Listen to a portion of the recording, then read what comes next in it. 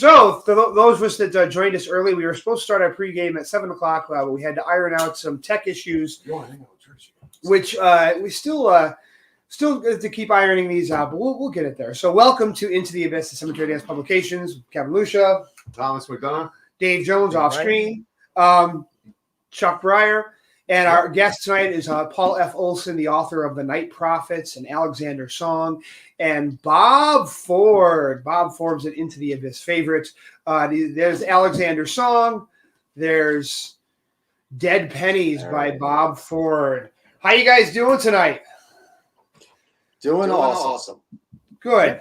Doing great. Thanks for having us. Guys, I'm glad. Thanks for weathering through our audio issues. So anyway, usually we start the show. Usually we've planned all this out in pregame, but because we were sorting ourselves out with pregame, we'll just dive right in. So usually what we like to do is we like to share our libations that we're enjoying for the evening. I'm driving, so the only libations I'm enjoying tonight is a gigantic Monster energy drink. So Tom, what are you enjoying this evening? You're gonna have to show that off too. We're at my house, so I'm drinking a lot. In fact, I went to the store and Sam Adams, if most of you know, Sam Adams does a winter list. Well, they also have an October one too. So I'm actually having an Oktoberfest. They have some other ones as well. Hoppy Lager, Flannel as well. And this, we actually have ourselves a nice little beer stein. So for Oktoberfest, I say Prost. The history teacher's got his big old beer stein. So yeah. So Bob, what are you enjoying this evening? Tonight I am enjoying a Lancaster baked pumpkin pie ale. Oh my God. Ooh, how does that taste? Earlier I tested it out. It needs to be cold. Okay. Other than that, it's awesome. It's great. Oh, it's good find. Very cool. Chuck, what are you enjoying tonight? You're at home, so you're feeling sick, so obviously you need a little bit of Grandpa's cough medicine to help. Yeah. I've been taking Advil and Tylenol, so I'm sticking to cherry Coke. Oh, okay. Paul, do you have any libations you're enjoying this evening? I do. I have a very special family vintage 2023 NyQuil. Yeah, I think we've all got Diet Pepsi and Diet Pepsi. All right. I'm ready for All right, so Rob and I are the only two cool guys here. So as the night goes on, Bob and McDonough are the ones that will start slurring their speech a little bit. So. Yeah. Nah. So usually the second thing that we like to talk about just to get things warmed up is obviously this is not only our Cemetery Dance show, but we're all things horror. Chuck. My cursor is hovering right over the remove button. There you go. I'd hate to accidentally remove you. But we like to talk about some of the upcoming horror things that we see out there on the horizon, either books or movies or shows or things we're excited about. We'll start with you, Chuck. Have you seen anything out there that you're excited about that you want to see on the horror horizon? Yeah, there's what's the name of it? It's the Edgar Allan Poe series they're doing on Netflix coming up. The Fall of the House of Usher with Mike Flanagan. Fall of House of Usher, and I just recently learned that it's not really a single story; it's an anthology. So I am hyped for that one. I think October 12th, but it's coming up soon. Yeah, that's Mike Flanagan's strength is he really does a great job melding things together because really, we lost Bob Ford. No, geez, Bob. But I see him. I see him. He's there. He's back. All right. Really the Haunting of Hill House, he just kind of diced up and re-spliced it into his own thing. And the Haunting of Bly Manor was actually like 3 or 4, of Henry James's stories. And same thing with the Midnight Club. He mixed all those things together to create his own thing. So I'm really excited, about that. Yep. Anything else besides that, Chuck, or is that the main one that you're looking at? That's the big one on my mind right now. I'm trying to remember. I saw some other ones that looked interesting. I think Paramount Plus had something that looked interesting. They've got a Pet Cemetery movie coming out, a prequel. Yeah. When the Wendigo did it. That's hey Brian. That's the one with David Duchovny in it, right?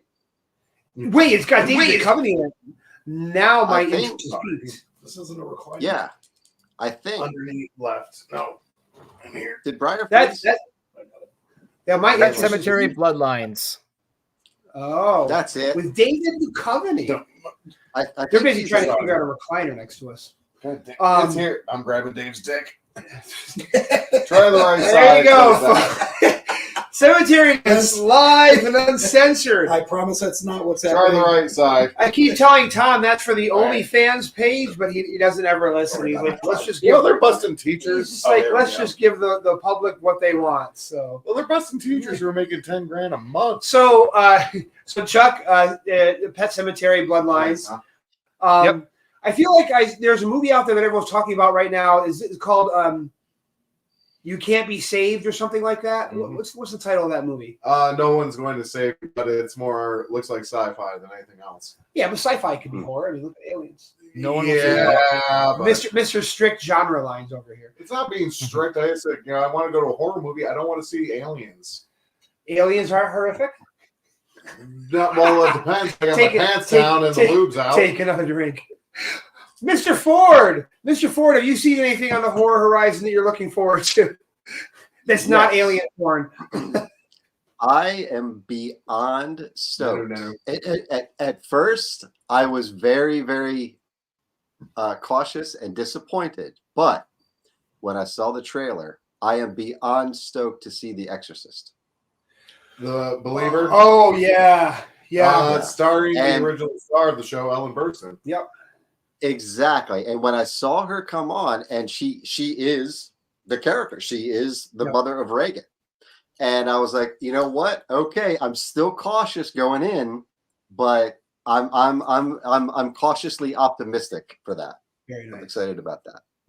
Yeah, very nice. What about you, Paul? Have you got anything that you've been looking forward to in the horror horizon? Things that piqued your interest? Well, I definitely second Fall of the House of Usher. I've been waiting for that. Seems like forever. And book wise, I'm really eager for The Reformatory, which is coming out, I think, at the end of the month, end of October. Now, I'm not sure if that's a horror novel or a dark history novel, but it's Tananarive Due, so I'm all in, whatever it is. Yeah. And there's a nice crossover there between history and horror. I mean, it could be the same thing. So, yeah. Cool. It'll be plenty horrific either way, so I'm eager for that. I think it comes out like on Halloween, so. Oh, two things I just thought of. The new season of Creep Show will be coming out through Shudder, which I've really enjoyed that. I mean, some of the episodes can be a little uneven, but I just really get a kick out of those Creep Show episodes. And I don't know how many of you guys are familiar with the Hell House series, the found footage series. Oh, if you haven't watched the Hell House series, I highly recommend it. They're all on Shudder and I think Tubi. I think the first one is the best one, and the sequels get a little bit less rewarding. But they're put out by Terror Films, I think. And they've got a prequel coming up called The Carmichael Manor that's going to be on it's going to be releasing on Halloween night, I think. And if you've seen that, I highly recommend, if you haven't seen the Hell House shows, then I would absolutely, recommend those. Has nothing to do with Richard Matheson's Hell House. It's all about a found footage series about this cursed, haunted attraction. And it's really, you know what I'm talking about, right, Bob? Yeah. Now that I didn't until you just said the attractions, and I was like, oh yeah, I remember seeing part of that now. No, I want to check the rest of that out. I saw a clip on like YouTube or something, and I was like, all right, I'm intrigued by that. Yep. Yeah. And probably one last thing that I would mention that I think was worth watching, and Bob is the one who set me on this years ago, and he asked me, have you ever seen this show called Hellier on YouTube? Hellier, yeah. Yeah. So not only do they have 2 seasons out, and they have a 3rd season that's on the way. And it's really fascinating stuff. I wouldn't call it strictly horror, but it's everything from cryptids to the Mothman to government conspiracies to aliens, and it's really, really good stuff. They did a movie here recently called The Unbinding, about how supposedly they came across this haunted artifact that it had a witch's soul bound to it, and they were gonna, and it was like, and I don't know if the I don't know if the Hell House or not Hell House. I don't know if the Hellier crew is like whether it's genuine or not, but it looks genuine, and the production values are very, very high. Yeah, and that first season I was floored by. I thought I was it was that found footage kind of vibe and feel to it, but man, it reeled me in, and I was like, no, I got to see. I don't care whether it's real or not. I have to follow this at least to the end and see what's going on here. Yeah, first season of Hellier was one of the best cryptid stories I've seen. Yeah. Whether or not you believe in paranormal investigation shows, whether they're real or not, the production values were just off the scale. They're just wonderful. So, well, and when they started talking about that chain of caves and caverns, that's there. If you look along the Appalachian Trail and start looking wherever there are caverns, all along that map, there are tales of those things everywhere along the trail, which is why immediately I was like, oh, well, I'm drawn in no matter what. I have to see what's going on in this series. What was cool about the Unbinding is it took place in the Catskills, New York. So apparently in the Unbinding, these hikers found like a totem is not the right word. I don't know what the word is for like a statue that's been carved. And it could be a totem. Totem is a very general title for it. It's totem. It was something else. So doesn't have to be a totem. There was a really specific term for it. I can't remember what it is. But they found this meticulously carved statue of this woman with nails in her eyes and a noose around her neck. And as soon he took it home, which is like number one, you never do, right? You find so they started reporting all these strange things happening and things like that. And what Greg Newkirk and Dana Newkirk, the guys that run Hellier, they have the traveling museum of the paranormal. So they're like real life Ed and Lorraine Warren, but hopefully not as skeezy. But like, how the Ed and Lorraine Warren had that famed locked vault of all these. Well, these folks actually do that, and they go around to conventions bringing these things. They had this one. They said it was the reactions were so violent and things like that. And that's the whole movie is about that. So it's on Amazon Prime, and it was a really good watch. So, and that's called The Unbinding. The Unbinding, yeah. I gotta check that out. It was good. So Kevin, I just quickly Googled upcoming, horror October 2023, and Google gave a list of what's coming out in October for horror. Killers of the Flower Moon, Five Nights at Freddy's, The Exorcist Believer, Totally Killer, Foe, and Taylor Swift: The Eras Tour. Oh my god. That's awesome. Okay. That's awesome. So we'll do one more thing before we jump into talking to our authors. Recently, Cemetery Dance went to the movies, and we went and saw The Nun. And we gave a little... The Nun 2, that's right. And we did a little brief video that we posted to the YouTube channel, but we said we would share some greater thoughts, here on the show. So, Chuck, what was your thoughts about the Nun 2? How did you feel about that? It was good. Not my favorite. It was decent, I guess I would say. I put it good, not great. But it's a lot of fun, and it actually felt more like almost like an action movie with horror elements in it. Right. And so there was a lot more of that kind of intensity than I expected. But that's not a bad thing. That was part of the fun. So I did highly enjoy it. I did make some jokes about the fact that how many scenes were shot in the same hallway over and over again. There was many scenes filmed in the same spot. It kept coming back. It was just interesting. But in terms of the overall story and production, it was a lot of fun. It was really well done. Awesome. Tom, what do you think? Well, considering the fact that I work in a Catholic school, I know the absolute terrifyingness reality of nuns. I mean, usually the only one we have left, you might get your eyes poked out. Sorry, Dave works there too. He knows. I love period pieces. I do love the use of religious horror as well. And I mean, it was a good movie. It's not like I'm going to say, oh, it was so wonderful and great, because it was, first of all, a sequel. And if we were looking at scares like between The Nun and The Nun 2, the first Nun was scary because of its remote location. I think it was the first one was more intense. Yeah, definitely. And not to mention, I didn't like the whole, okay, we're going to make everything quiet because there's going to be a huge, huge scare coming up, which I absolutely hate because, in my medical condition, I can't snap my neck back and break it anymore. But you know what? I think it was a movie worth watching. You bring up an interesting thing there, Tom. What you mentioned religious horror. Oh, they're going to talk about 20 boot nuns. No, that's later. That's later. That's in the after show. Yeah. Now, when I first saw The Exorcist, it scared the hell out of me. I was floored. I thought it was phenomenal. To me, from what I've seen, religious horror doesn't have the same impact on younger generations right now. And I was wondering, is that would you agree, or is that what you've seen?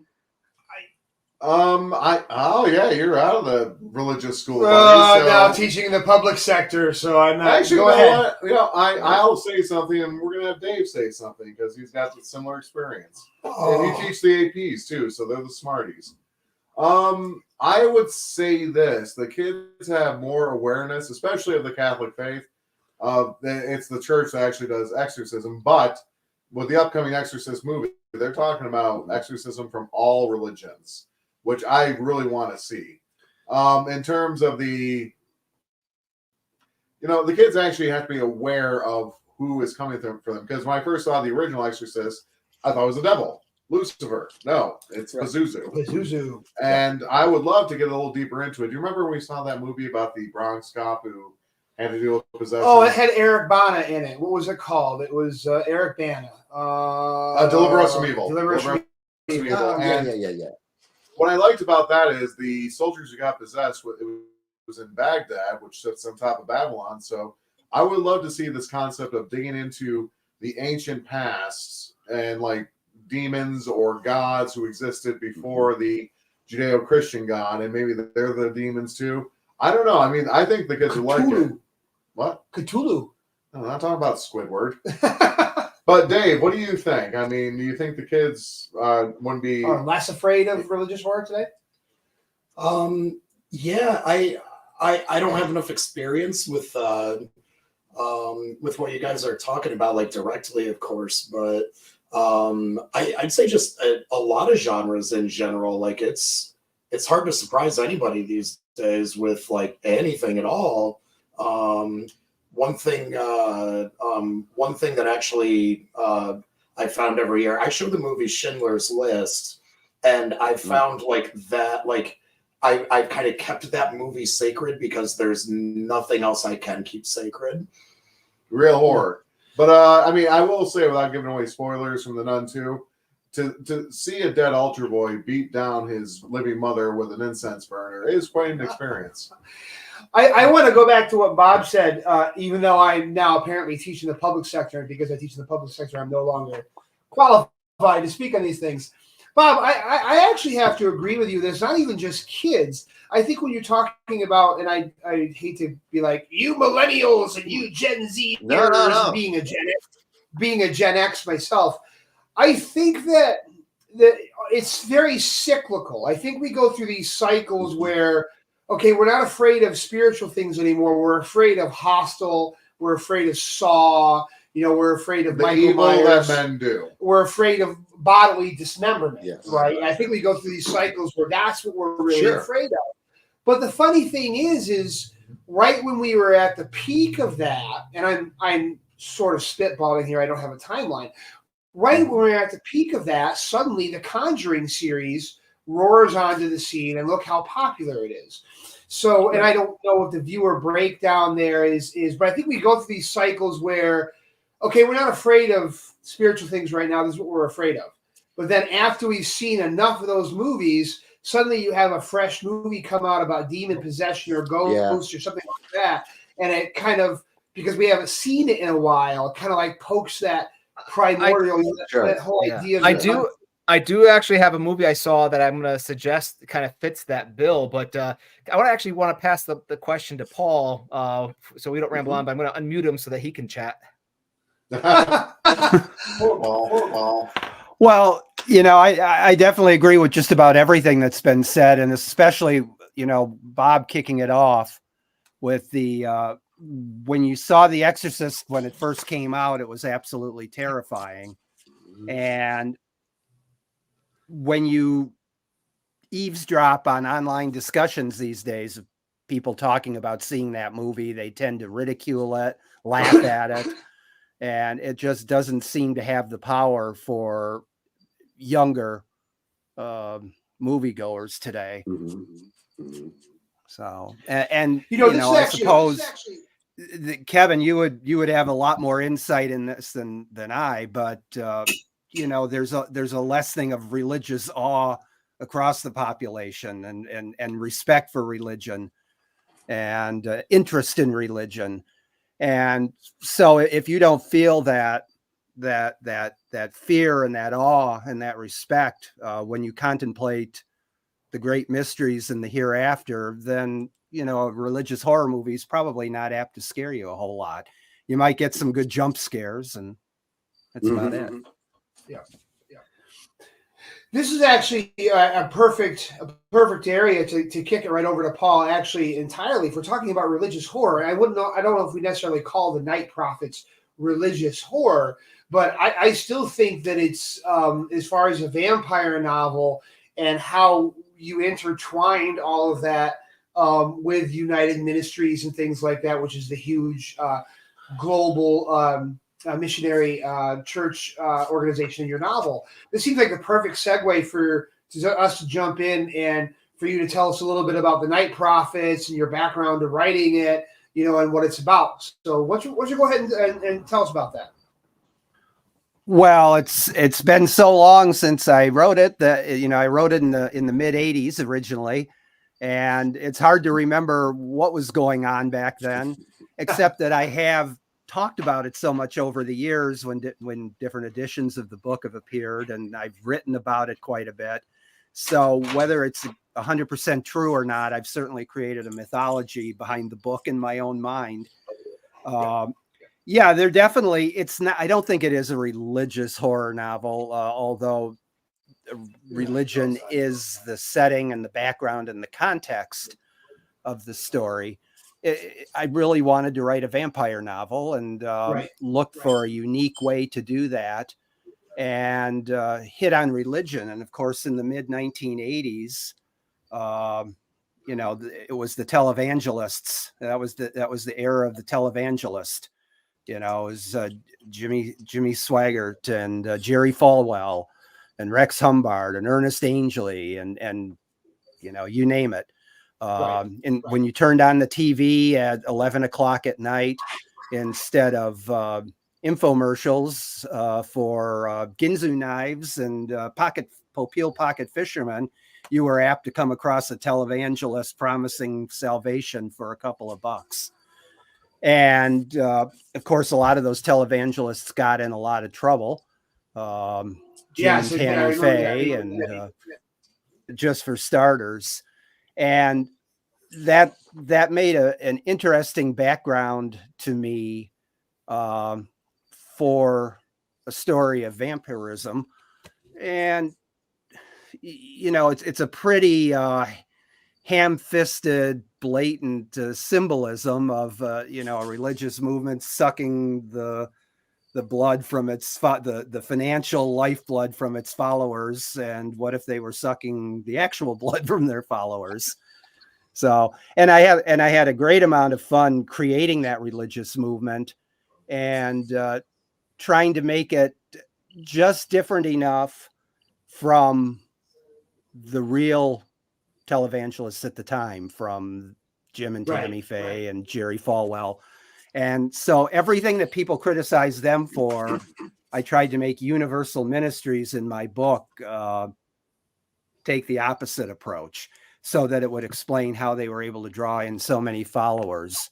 Right. Particularly younger followers. Right. So it was an interesting, and of course, then there's all sorts of problems. How do you deal with vampires hiding in a church? How does that work logistically? And it would, for a long time, I felt like I was putting together hundreds of different puzzle pieces and trying to make it work. And and I hope it did. We're still talking about it all these years later, so I guess it did. Well, I think Greg Giffune had the perfect blurb in saying that it's still relevant today. I mean, when you're talking about, and I don't mean to disparage churches by any means in general when I say this, but when it's well documented, the cases of abuses that we've seen in these huge mega churches and ministries and things like that. That's a novel that that's a novel that's still relevant. That idea of this evil hiding within this gigantic ministry that has all of this scope and this reach. It's absolutely still a relevant novel. Another great novel, again, this is my personal favorite. Oh, sorry. Go ahead, Paul. I was just going to say the days of the televangelists are over, but the spirit of the televangelist lives on in a lot of places in a lot of ways. So I hope it's still relevant because of that. It definitely is. And I see Bob chuckling a little bit over there. Bob, do you have anything you want to add in there? Or? No, I agree with Paul 100%. I mean, I read The Night Prophet when I saw that it was being reissued. I'm like, well, I have no idea where my original copy possibly could have gone. I'm totally getting another copy now. But I remember reading it not long after it came out, and like you said, all the TV evangelists, you couldn't get away from them. They were everywhere. They were making news. They were getting publicity. And the relevancy. Oh, it holds up, Paul, 100%. Yeah. Yeah. So another way. Sorry, Paul. I was going to say, I don't want to keep people waiting. Yeah, I don't want to keep people waiting too long. I mentioned earlier I had a movie suggestion I thought kind of fit this bill, and I'm actually going to think there's two movies I saw this summer that fit. One kind of had a slight deviation from what I expected that kind of shows this, and that was the Last Voyage of the Demeter. It was a good movie. It was a lot of fun. Saw it this summer, a good vampire flick. Obviously, it takes place in the middle of Dracula, but I felt one change in it that I wasn't keen on was it had kind of like the weakening of religion. Like the religious elements in the movie were actually kind of a vulnerability for the characters. And the reason I didn't like it is just because if it's going to play within the Dracula storyline, it should probably follow the same rules. So it felt like it was kind of pulling back from the religious aspects that are in Dracula, which are quite present. But then the other movie I was thinking of with this conversation was Talk to Me. Came out this summer, made a bit of waves, and I'm going to say that was actually one of the best horror movies I've seen in a long time, and it did not hold punches, and it brought in a possession story, but not within the trappings of like a Catholic church movie. It felt fresh and original, and I think that is why partly why it's been scaring a lot of people, and it's gotten some good feedback is because it's bringing back what scares us with an Exorcist movie, but within a new framework. Mm-hmm. Mm-hmm. That easily, I agree 100%. That easily is one of the best horror flicks I've seen in a few years. I mean, it just nailed it. So I'm definitely going to have to see that one from the streaming. Oh, absolutely. But we'll continue on with questions for Paul. Well, I also wanted Paul to talk about his other novel because one of the very first things I ever read by Paul actually was several years ago, and I always like to say this for all the best and worst things. It's all Brian Keene's fault. But on the horror show, he was talking about the horror show, the magazine, and then he was talking about the horror show, Best of by Cemetery Dance Collection. And I, as an obedient follower, I ran right out and I bought it. And that's where I came across Paul's first two stories. I can't even remember the names of them now. I don't know why I can't remember the names of them now. But the one about they came from the suburbs, and then the other one about the small town where they have that visitor who comes every year, and they start wondering if he's the personification of death. And I was like, wow, this is at that point I had heard Paul's name bounced around a couple times, but that was the first time I'd read his work. And as it happened, Cemetery Dance was putting out his collection that also had that wonderful novella, Bloody Bones, in it. So I went and got that, and that was when I was doing my column for Cemetery Dance. And I emailed Paul. Paul's like, well, I have this novel called Alexander's Song. You know, and he kind of explained me the history behind it. He sent it to me. And it's just I like to call it the most beautiful novel I've ever read that I wish more people would read. And that was why I picked it up for Cemetery Dance. I can't say enough about this novel. So I was wondering, Paul, if you wanted to share a little bit about Alexander's Song and what that novel is all about, for our current listening audience and for the folks that'll catch us later tomorrow. Sure. Alexander's Song, the plot summary is fairly straightforward. The book itself is not. It's about a school teacher who's a fan, basically obsessed with a writer who was in the pantheon of great American literature back in the 30s and 40s and into the 50s, and who died in the 1960s. And the school teacher goes to the author's hometown, which is a very small town in Upper Michigan, where I live and where most of the things I write are set. And he's hoping, as he starts out, to write a series of articles, perhaps, or essays or something of that type about this author's life. And to learn about his life, he figures, I'll start as early as I can get. I'll dig back into his childhood in this town. And as he tries to dig into the life of this writer, he hits more and more brick walls, more and more resistance, and gradually begins to uncover some pretty dark secrets about the writer's life. And that's sort of the jumping off point for a book that I believe it crosses a lot of genres. It's not a horror novel, but there's horrific elements and sort of I always said it had the spirit of a horror novel. It had the feel, the heart of a horror novel, even though it's not a horror novel. It's got elements of thrillers, but it's not a thriller. It's got elements of mystery, but it's definitely not a standard whodunit. There's not a detective, digging up clues and talking to suspects.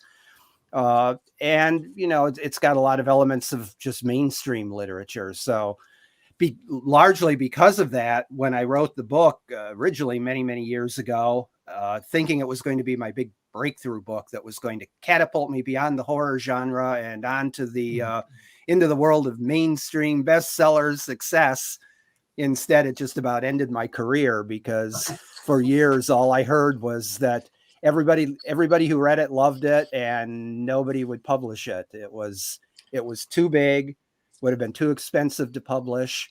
It was too unusual. There was no way to categorize it or pigeonhole it into any kind of genre. And I heard again and again and again from editors and agents that, this is really good, but I have no idea what to do with it. So sorry, I'm going to send it back to you. And so I put it away for many, many, many years, decades, until I was able to self-publish it as an ebook. And then that's where you discovered it, Kevin. Yes. And I was tapped to start up the paperback line. It's one of the very first things we said. I want to publish that novel. You would love it, by the way. So the novel confirms that writers are insane. Yeah, absolutely. Awesome. No, you love it, Tom, because it's got that mix of history and history and thriller aspects. I think you really love it. So yeah, I'll by all means, everyone go buy Alexander's Song. Oh, look, Horror DNA Steve has joined us. Yay! Awesome. All right, so Chuck, do you have anything that you wanted to say or add or type in? Nope. I'm good to go. I'm just trying to sit on that mute button. Sorry, Paul. We apologize just for the technical issues, but it seems to be working. So why don't we kick it over to Bob Ford? Bob Ford is our other guest, and he is his most recent. There it is, the Dead Pennies that we published in August. Probably one of the best ghost stories that I've read in quite some time. Oh, there it is. There's the crushed doll head right there. Oh, I forgot about that thing. That and that guy getting his groin ripped apart by that dead body in that movie. Oh, the other when we watched that other movie. We watched, Bob, every time you're on board, we get some scary things. Yeah, I guess that's right. so. The last time Bob was with us, we watched Pieces. Yes, Pieces. That's right. Pieces. Yeah, and you were just waiting for that That was ending. fun. Yeah. I couldn't wait for it. Your reactions. I didn't even look at the movie. I was watching your reactions instead. I still think that was one of the number one best. It didn't matter how nonsensical it was. One of the best endings that I've ever seen. So, Bob, why don't you share a little bit with us about Dead Pennies, the story, the background, anything going with it? You've also got an interesting giveaway going too. Yeah, the Dead Pennies. It spawned from a conversation I had with somebody, and they were kicking around. You know how everyone wants to help you as a writer. I had this great story that I'd like to tell you about, or I've got a good idea. I'll share. You should. It would make a great book. You should write this. I'll share it with you. We could co-write it. Yes, that. So years ago, a guy that I knew at the time, he was like, you need a cool title for like a blog or something. Like he randomly said this one day. I'm like, what are you talking about? Like I have a website. I have, whatever. And he's like, no, you should call it like the Dead Pennies or something. And I was like, what does that even mean? And he's like, I don't know. It sounds cool. And because they were going to discontinue pennies as money? Yeah, I have no idea. I have no idea. So it's stuck in my mind. And about, 3 years after that, my subconscious had apparently been working on it for this entire time to attach a story to it. And I usually, if I'm in note-taking stage in the process of writing, I'll throw on a documentary maybe in the background or something, just to kind of absorb and have background noise. Well, this day it happened to be about the Willowbrook School. And it was this absolutely horrific state school. And they put mentally challenged children. Maybe they were deformed. Maybe they were mentally challenged. Maybe something was going on. But these children basically were stuffed there into the most amazingly horrific conditions. And it would roughly be about one nurse per 20 patients, residents, I guess, at the time. And the more that I thought about it, it collided with the title of Dead Pennies. And it started developing, and I started taking notes and started jotting things down. And the term, the phrase for me, the Dead Pennies,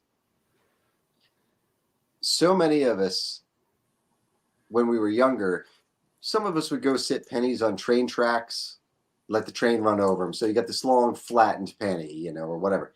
Okay, over time, if a penny is dented or crushed or flattened by a train track, I developed this theory that they called those dead pennies at the U.S. Mint. They were unfit for U.S. or unfit for human circulation. Hold on, I have no idea what just happened with my audio there, but I had this theory developed that they were called the dead pennies. These children, they were unfit to be around for humans circulation, and the story just kind of developed from there. Really hard, very fast. It was my first venture into a truly supernatural based novel, and the more that I wrote about it, the more the characters started developing, and it's the only thing I've written so far that I creeped myself out in moments. So it was fun. It was a blast. And this is from the author of Burner, which creeped the hell out of me, and I'm not normally that scared by stuff. Well, the current project that I've been taking ungodly amount of notes on is in the same sort of tone and voice as Burner. Oh, God. It won't be the same topic matter. Drowner? No, I don't want to venture into the research that I had to do for Burner again. That was some rough stuff. Yeah, that sounds like a rabbit hole that nobody's gonna want to go down. Oh, Nah, I'm good on that aspect of things. You know, I covered that topic. That was a really unusual novel for me to write from the start. I mean, I was driven. You know, at times I felt like I was typing. I couldn't type fast enough to keep up with the words on that one. Yeah. And that novel burns right along. It really does. It's a fast novel. I mean, Yeah, I like that. I mean, schools are terrifying no matter what, especially Kevin and I and Dave actually have this experience of being in our schools when there's no one around. And a quiet school is just terrifying.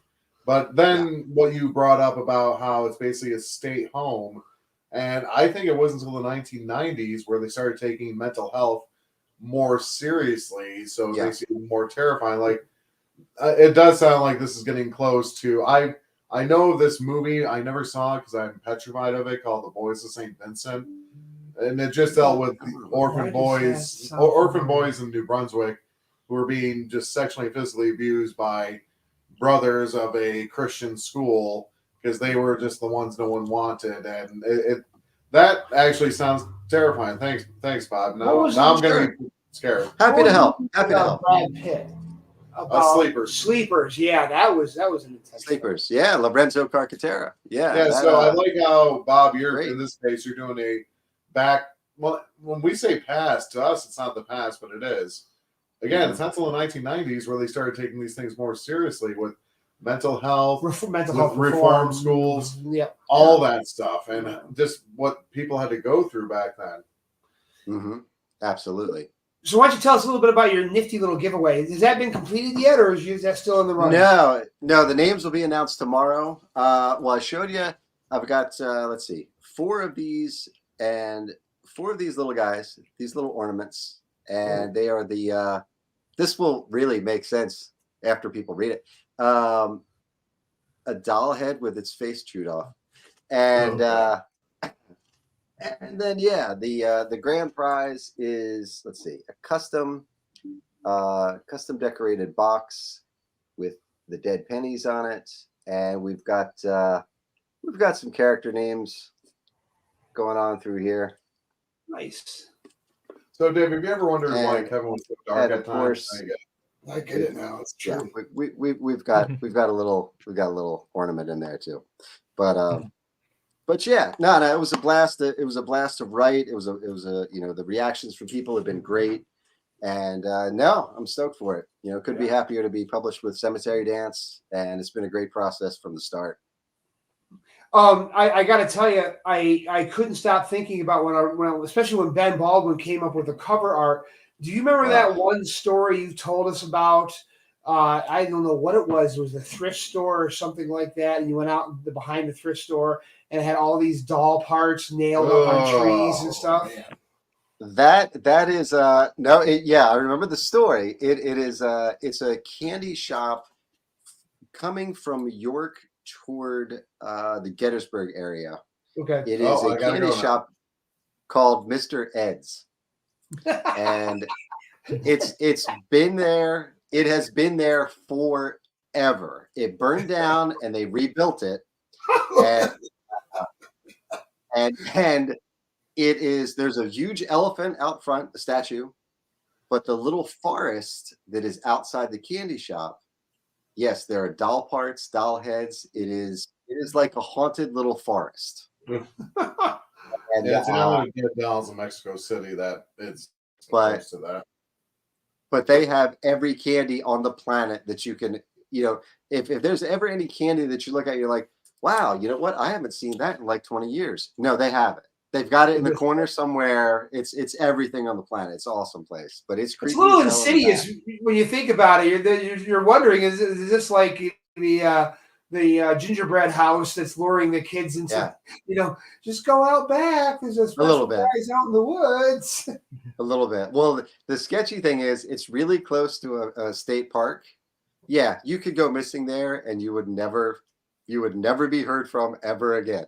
Dear God, Bob. You know what I just realized? My lap. Can you plug my laptop in there? Is that Tom or somebody? I just realized my laptop's not plugged in because we were screwing around with laptops so much. It's not plugged in. I'm just like, oh, look at our battery. Yeah, sure. So Paul, Bob was talking a little bit about projects he's currently working on now. You were chatting with me about something that you were working on. What do you got on the burner, on the horizon as far as on the burner about stuff you're working on now? I'm working on two things at the moment. I'm usually working on more than one thing at any one time, bouncing back and forth. And one is kind of a straight crime novel, which is a departure for me. And I'm enjoying it quite a bit. And Kevin, you're kind of familiar with the background story of that one because, we tinkered with an earlier version of it quite a while ago now. So there's that. And then I have my monstrous War and Peace size, I'm afraid, haunted house ghost story kind of thing that I've been working on for quite a while. And I'm finally, I think I can say there's some light at the end of the tunnel that may not be a train rushing at me. And I'm hoping that I'll get it finished up. Familiar with that feeling. What's that? So we authors are familiar with that feeling. Yeah. I'm still not sure if it's a genuine light, but I'm hopeful. And I think I can get it finished up at some point in 2024. I'd like to finish them both up next year. So the crime novel is fair, other than the fact that the genre is new to me and a learning experience with a learning curve.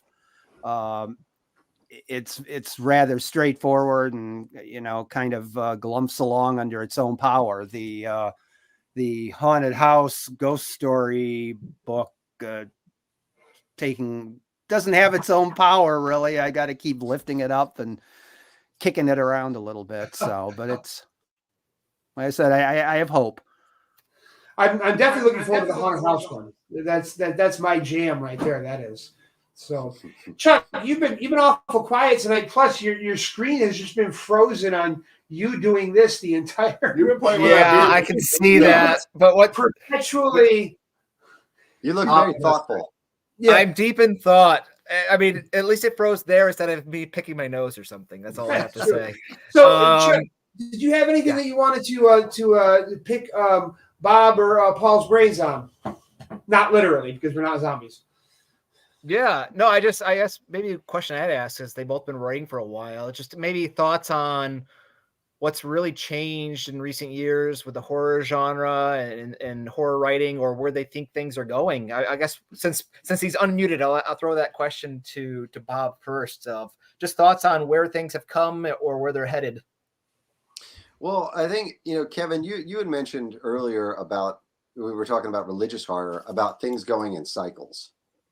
And I think that you're absolutely right. I think not only with religious horror, but across the board, it's, now we're seeing so many horror movies that are incorporating social media into to the aspects of horror plots. It's things on Zoom calls. It's things on, on social media. If you saw this video on your phone, something happened or whatever. I think it's a shift. And I think with the development, AI technology, for one, is an example. It's developing so rapidly. And I think that fears of that's why Black Mirror, I think, as a series is doing so amazingly well, is because there's so many aspects of how technology can affect us in our life. That has become now that's a fear, a real fear of certain things.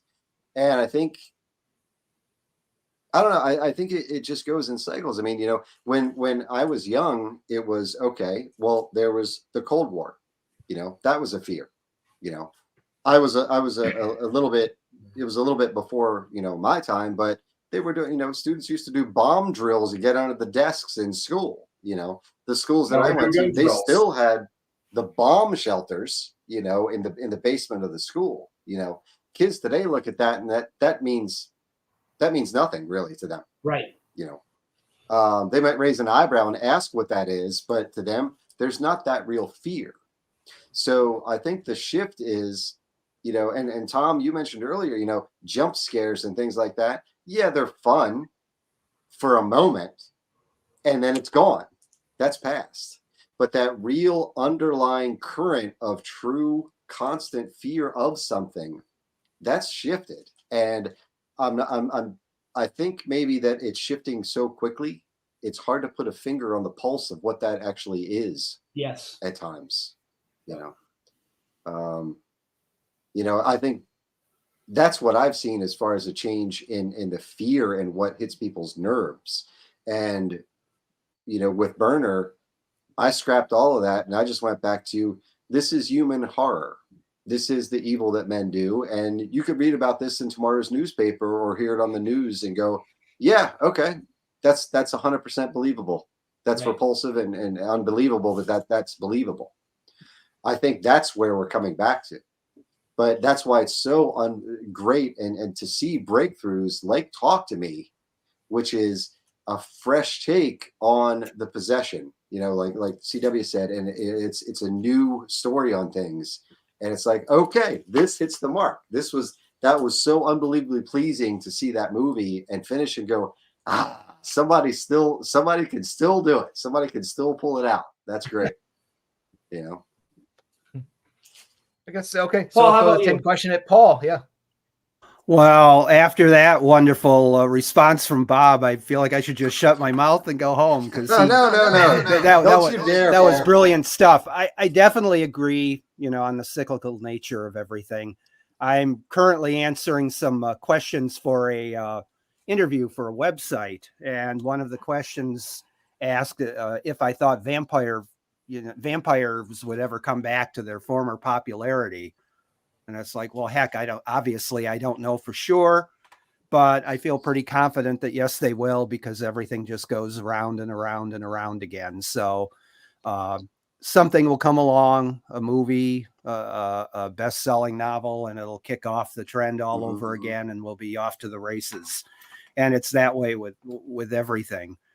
I also want to say that I also was a little too young for duck and cover under the school desk drills. However, we did have a bomb shelter in our school, and about once a month we had a fire drill and a bomb shelter drill where the air raid sirens would go off and we'd all have to troop down into the bomb shelter and stay until we got the all clear.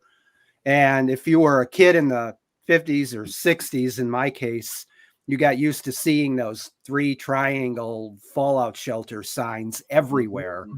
And we were always told when we went out in public, look like they tell you when you check into a hotel, first thing you do is see where the fire exits are.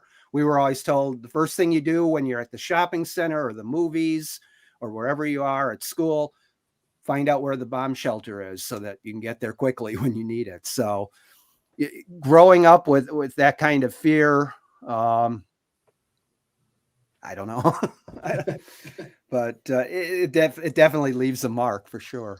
Well, Paul, do you remember the series The Day After? Absolutely. Yeah. As a matter of fact, I just watched it a while ago. It's on YouTube. So. Yeah, that scared the hell out of me. That was real life fear. You know, that was real life fear. This could happen any day. I think it was ever on broadcast television. And of course, it feels very dated now. But for those of us who were alive at that time, it's easy to recapture that fear when you watch it. Well, it's like I remember in high school 2 novels that I read that I would consider absolute horror novels. But again, it was the time because I grew up, you know, very similar to Bob. We were during the 80s and Russia was going to nuke us any single moment. And the 2 novels that I remember reading was The Last Babylon and On the Beach, which On the Beach was an absolute and I was a teenager and I'm reading On the Beach, you know, that last scene at the end where they're getting in a submarine and leaving and you're like, they're just all going to die. all of them, they're all going to die. And I remember just like my heart getting ripped out of my chest. But that was also doubly scary because at that time the wall hadn't come down yet. Nukes were still pointed at each other. And that's the kids today. I don't think even though nuclear war is still a potential threat, especially with so many different people who have them, it's not that imminent, like war games and all the stuff that we had when I was a kid, where this stuff was just frightening as hell. Well, I was just going to bring that up, Kevin, because the Hollywood was feeding into that and playing off of it as, yeah, of course they are. War games, Red Dawn. Yeah, it was like all of those things only cemented it further as a fear. Like this could happen, Yep. Okay, so we're approaching just the hour mark here left. Tom, did you have anything that you wanted to ask both Paul and Tom about their books, about writing in general? Well, I mean, I told Dave I was trying to work on a writing cozy, and his character's full of ennui and Tom wants to write a cozy mystery about. That's where the money is, guys. Yeah. I'm sorry. If it's Jessica Fletcher, that's where the money's sold. But I always and I do like to, pick the brains of horror authors, when it comes to, well, I don't know if I should ask you guys, because then you may want to do it and then steal from each other. But there's nothing sacred. But beg, borrow, and steal. If there was a movie or a book on a specific horror topic you like to see come out, like a setting. I know that sounds weird, but it's kind of like how after I first saw The Thing, I thought, and then I also saw, believe it or not, it's a series on Netflix called The Head. It's more thriller, scary, but it's set in the Antarctic too. Okay. So, I mean, I would find horror in the Antarctic or North Pole to be just terrifying. So, I mean, without you guys going into detail, because you might think about it later, any setting or something like that you would love to see happen? You mean is to utilize for one of our own books, or if you're hoping for a movie to come out that wasn't just a bunch of naked idiots running around getting slaughtered. What's wrong with half naked idiots? They're not fully naked. That's what's wrong with it. All right, they have to be fully naked. I know that sounds weird, and I know that's one of my weird things. It's what setting would this really work in?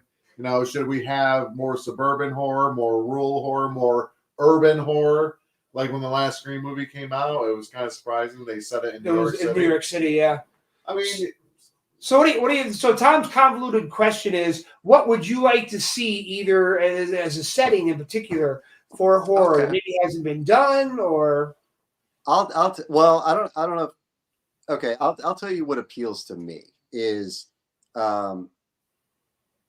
when I first saw an American Werewolf in London, that first transformation in absolute bright room light when he turns into the werewolf floored everybody, because that had never been done before. First of all, it was done really well, but it was in bright light right in front of you. This wasn't in the darkness in the full moon. You saw every bone break and pop and stretch and do all that. You expect horror to be in an abandoned house, in an industrial warehouse basement somewhere. You expect horror to be in those things. Give me a believable horror story in a modern day new housing development that doesn't involve ancient Indian burial grounds underneath. Poltergeist. Give me a story where it is a perfectly beautiful family.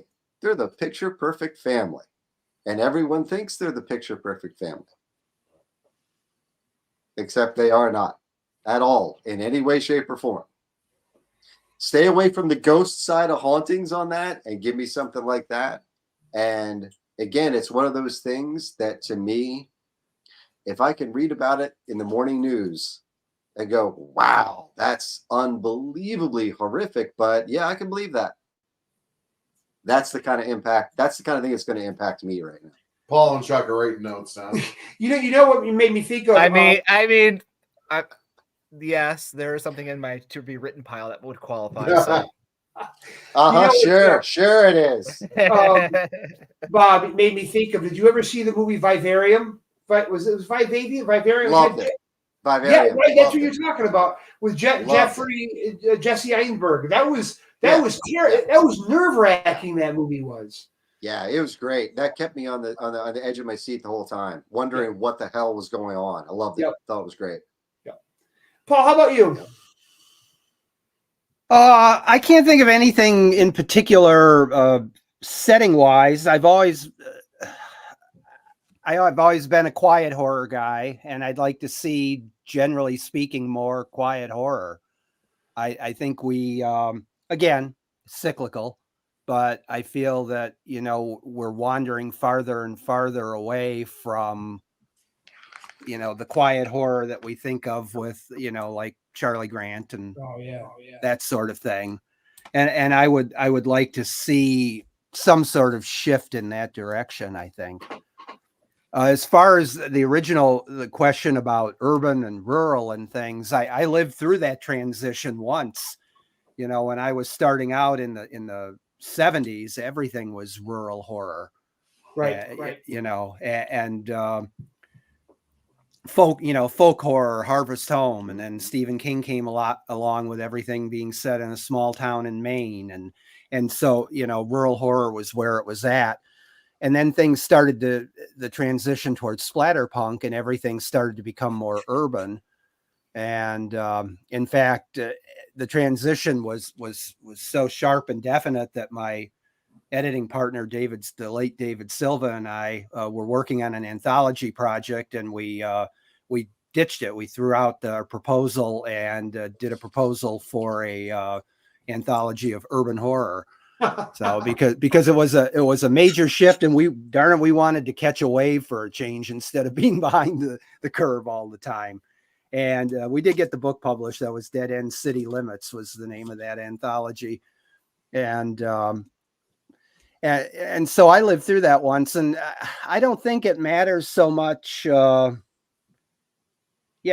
doesn't matter so much where it's set, but thematically, I'm always going to be a quiet horror guy, and I don't think at this point that's going to change. And so I would just like to see more of that. I know it probably sounds weird. I wouldn't mind seeing more desert horror.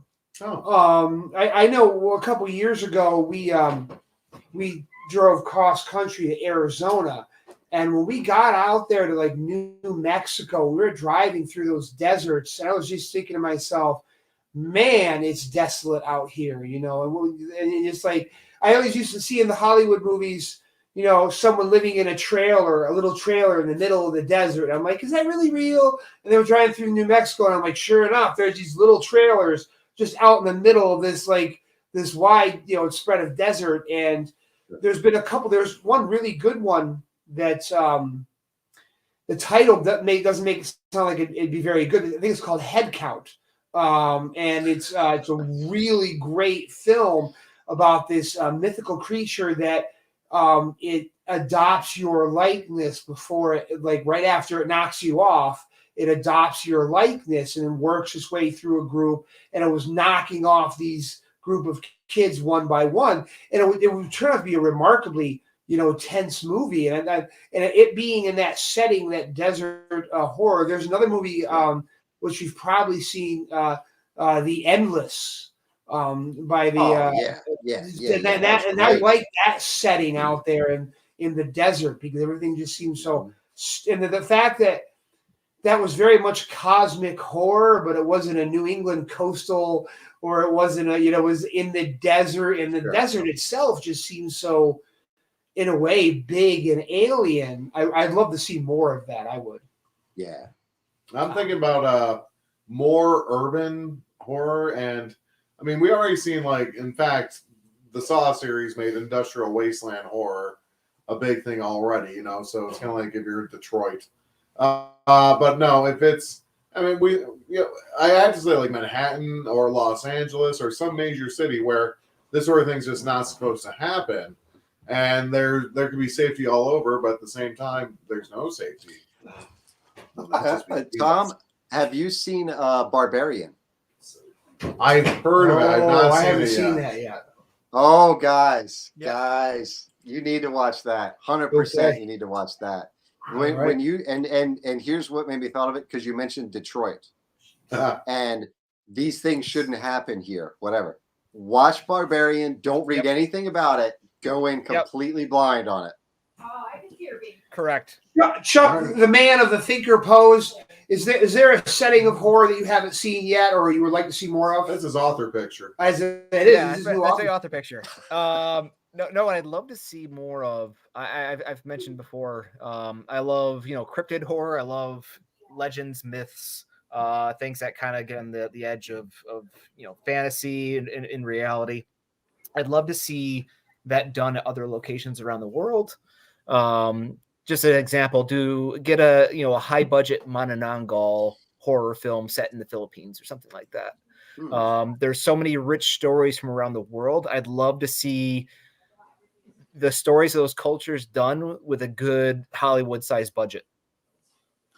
Yeah, and I'm just gonna add one more on here. Yeah, by all because means. as a history teacher, explore some of the lesser known things of the past and make a horror movie out of it. Like, I know Germany did this, but in the early 1920s, the Hinterkaifeck murders. Have you ever heard of No, those? I've never heard of them. Hinterkaifeck, a family of, let's see, 1, 2, 3, 4, family of 4 plus their maid, so 5 altogether, were found murdered on their farm. And there was evidence that the killer stayed there, ate there, tended to the animals, and was never found again. So it would be like a great. I know there was a German attempt at this movie, but it's kind of hard to find it. I know that sounds weird, but one of those lesser known things of history instead of the usual Nazi zombie thing. As long as it's not a movie about a German puppet maker named Robert. Oh my God. Mm-hmm. Robert Yeah, the that's what Puppet. they've been doing, Worst movie ever. Nothing happens for It the was whole terrible. And it's not the only one. There's a few of There's them. like a bunch of them. We were so a little bit of backstory about this as we're closing. We used to do a movie watch, which we're probably going to get back to eventually, and we had a choice between 31 by Rob Zombie or Robert the Toy Maker or Pup Maker or whatever, and we used to do this little wheel thing that would choose for Wheel us of Destiny. the Wheel of Fate or whatever, and it man. shows Robert the Pup Maker. And we're just sitting there going, nothing. Every now and then, this commandant would pontificate, and nothing would happen until we were ready for puppets to kill Nazis, and nothing. You chose poorly. The last 5 minutes. Yeah, the last 5 minutes. Finally, the puppets are. All they did was stare creepily. I'd rather watch a sci-fi movie, man. But like Bob said, there's a whole series of them. This is apparently nothing. They pump out crap, make money, and you guys aren't making money. There's something wrong here. I don't know. Anyway, Hey, we don't need your negativity right now, Tom. Well, like I was telling Bob, and Bob said this yesterday. I was watching a movie on. If you want to talk about that, talking about.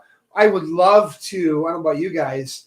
Find a market for writing scripts. I got to learn how to write a script first. I've never written a script first. I had a friend who, back when Sci-Fi was doing their movie of the week, the Sci-Fi Channel was like doing their creature feature movie of the week, so they were just pumping them out.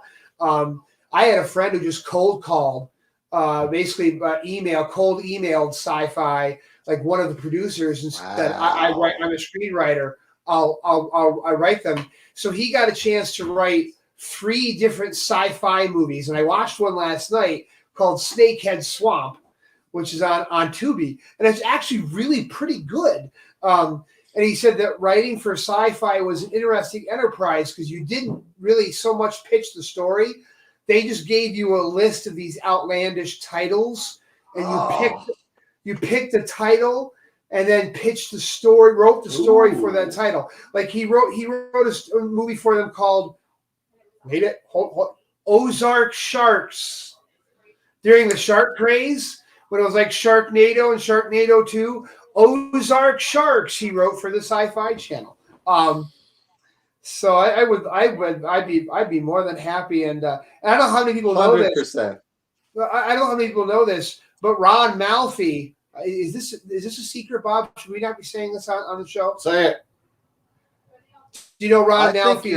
I think you're okay. So Ron Malfi, for a long time there, I don't know if he actually made any money from it, but Ron Malfi had this whole secret screenwriting career under the name of Robbie Ribspreader.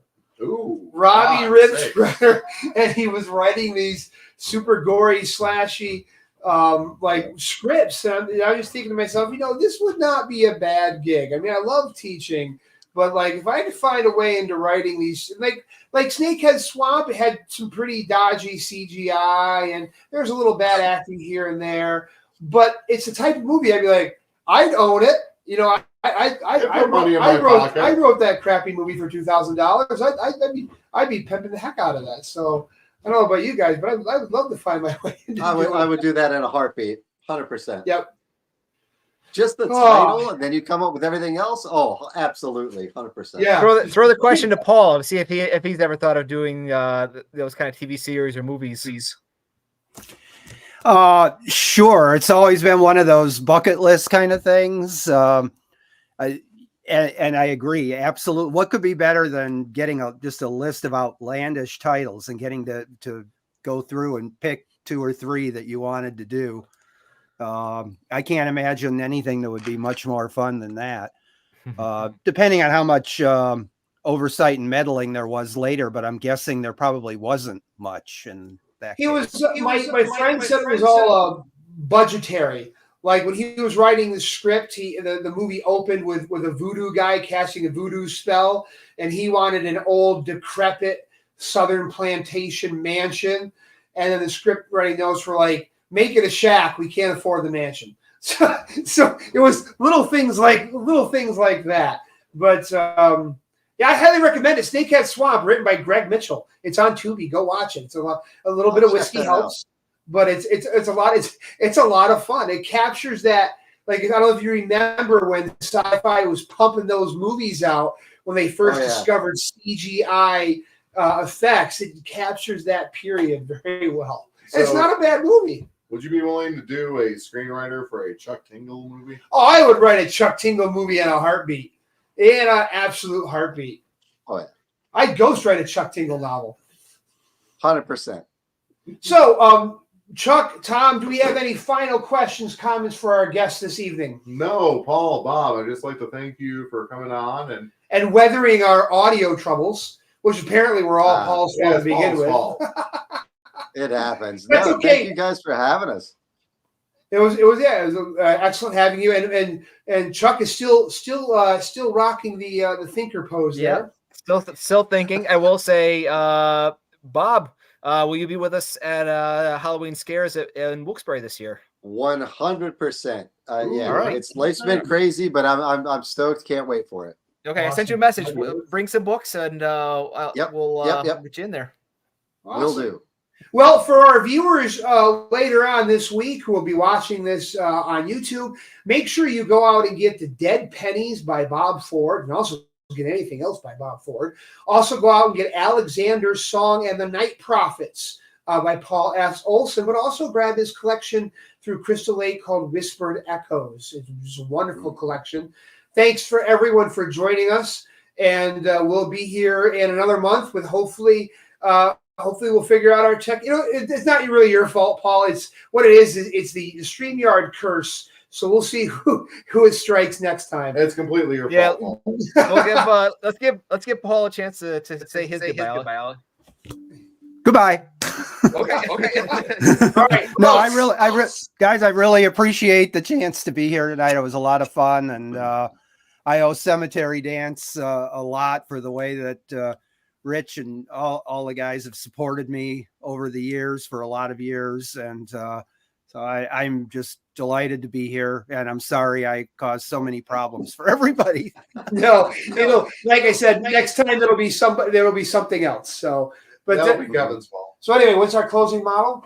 Eat, drink, and be scary. Okay. Thanks for coming, everyone. End the stream. End stream.